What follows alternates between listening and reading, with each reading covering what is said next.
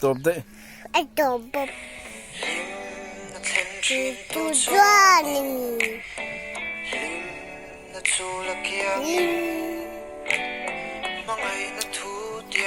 Kakanin.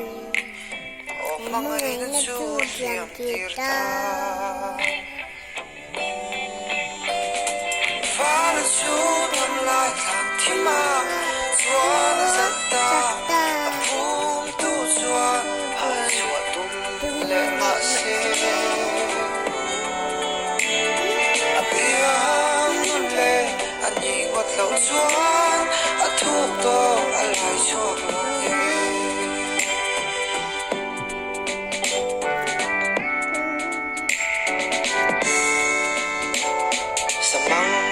To be a shared nikani Zoak zanay na zokin Miliam kapiang ahian mitoy farin Zoak zan po farlawhi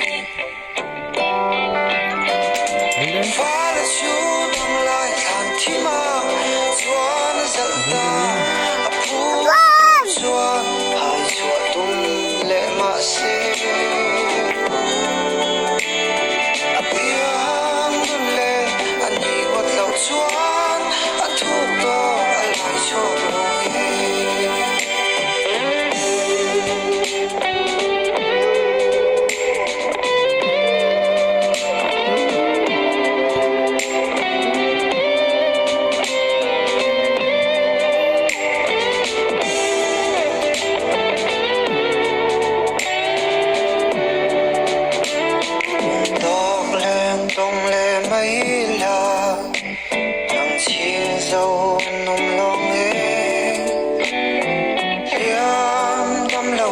kanat na nen